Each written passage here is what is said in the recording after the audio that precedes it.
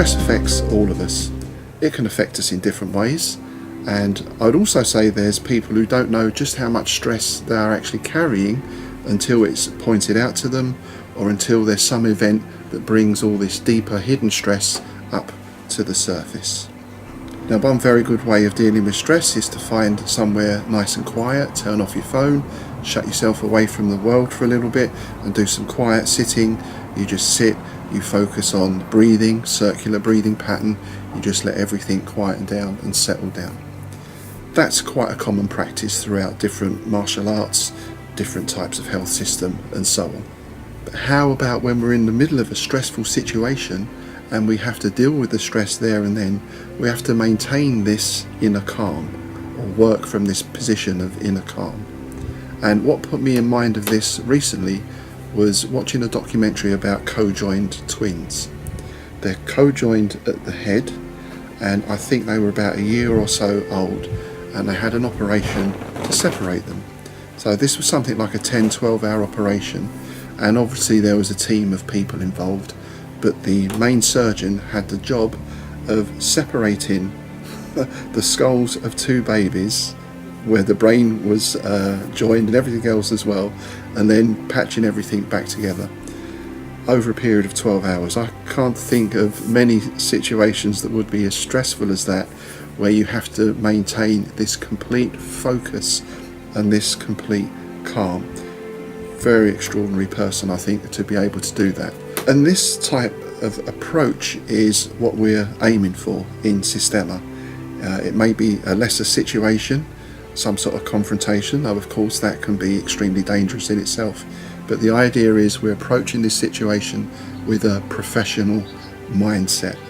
We're in control of our nervous system. We're able to operate efficiently and effectively. This idea that under any type of pressure we have to just resort to gross motor skills, I think is erroneous, as that surgeon shows, or anyone who's been under any kind of pressure and has to perform something will tell you. Even if you've got to talk to a room full of people, that's a stressful situation. We don't lose the facility for speech if we train for it, right? So that's how we can approach our training as well, with the aim of building this professional mindset. Now, if we're working with other people, this is fairly straightforward. We can do all sorts of exercises. We can get people to push us, to slap us, to hit us, to shout at us, to put us in a physically stressful situation. And we work using the breathing patterns that we're shown, how to link that breath into your nervous system. All these things that we're shown, we can utilize in those sort of drills to develop our ability to remain stress-free under stress. And of course we can go into all sorts of sparring drills and other types of exercise and situation. But what if we're not able to practice with other people? Can we work to maintain this inner calm under stress on our own? Well, there's a few ideas that I'd like to give to you, and I'm sure there's plenty others you can think of as well. What we need to do is put ourselves into a stressful situation and work our breathing, work on maintaining that inner calm. Now, we could do this, I could find a 10th floor balcony and hang off it. I'm in a very stressful situation, so it's a good opportunity to work my breathing. Of course, the trouble is, if that goes wrong, then the consequences could be quite severe. So it's finding something that is stressful but is safe. But the stress comes in that slight element of danger or fear. Now, one of the best ways for this I found is through falling work. Start from the ground and you can gradually build up, or if you're more experienced, you just start standing up and you just start working into your falls. Because with all of us, there comes that point in a fall, we reach that point of no return. That's the stress point. That's what we need to remain calm and breathe through that point in order to relax the body and let ourselves go so we can fall safely. If we fight at that point, if we let the stress come in, if tension comes in, then the fall becomes very awkward and there's the potential for injury. So different types of falling is a very good way of inoculating ourselves against fear and stress.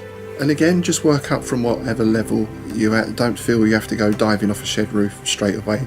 You can build up to that. If you want to use mats or a soft surface at first, then that's fine as well, because we don't want to be reinforcing the fear. We want just enough stress and fear in there to be able to deal with it, not so much that it's overwhelming.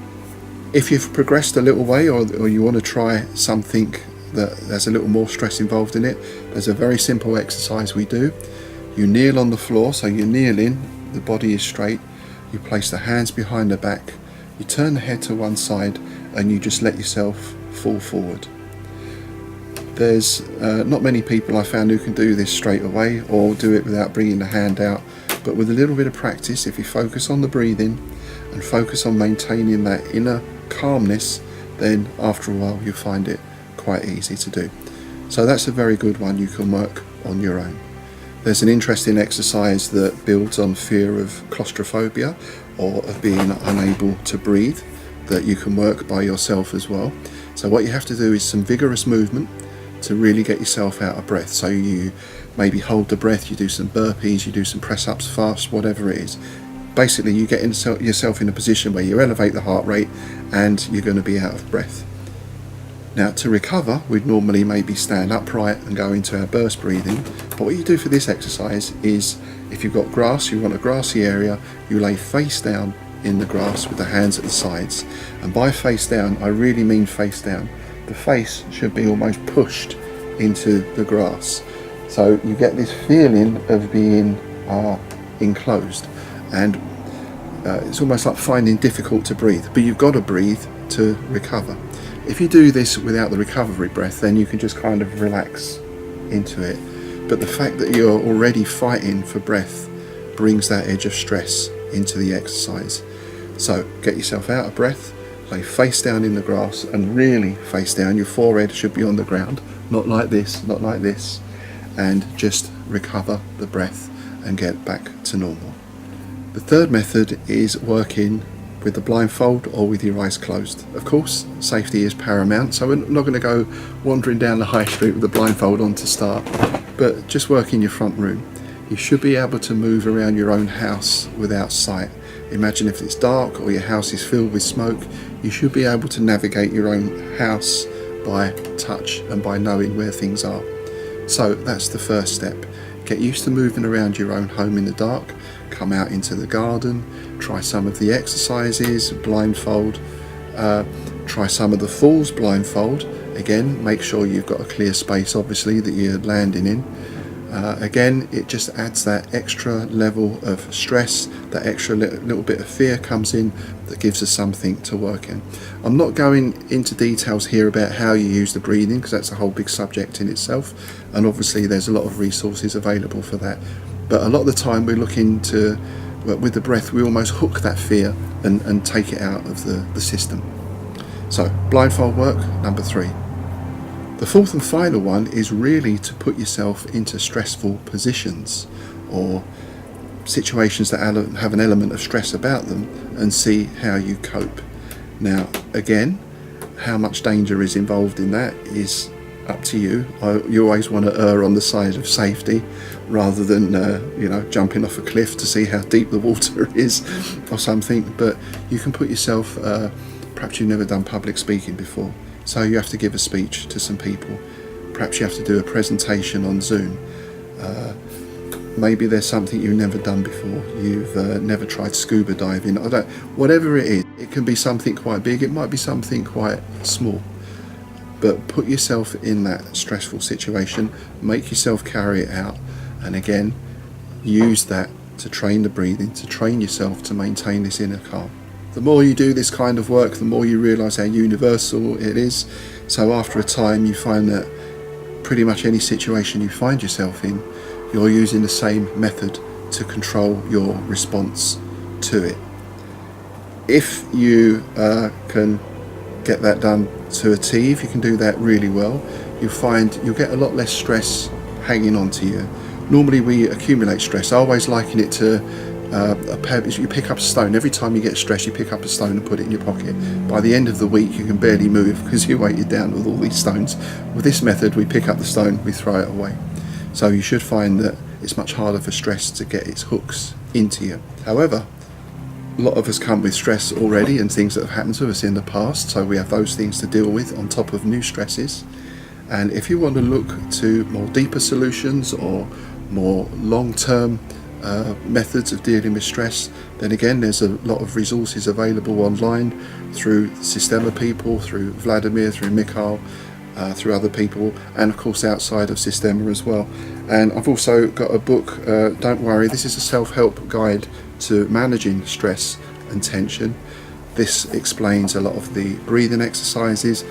It also shows you how to pinpoint the stress triggers in your life, how to prioritize which issues you can deal with first, and so on. So it's kind of an in-depth and more long-term look at how to deal with stress and tension. So as always, if you have any questions or comments, then you can post below, or you can drop me a line or post up on our Facebook page. Please subscribe to the channel and share if you like the video. Also, of course, you can sign up to our newsletter. You get a discount code on first joining the newsletter for any of our downloads. And also, as we're starting to hopefully get back to normal, we're going to be planning more workshops over the coming months. So if there are any particular topics you'd like to do in workshops or you'd like to see in downloads, then do let me know as well. Okay, take care. I'll see you soon.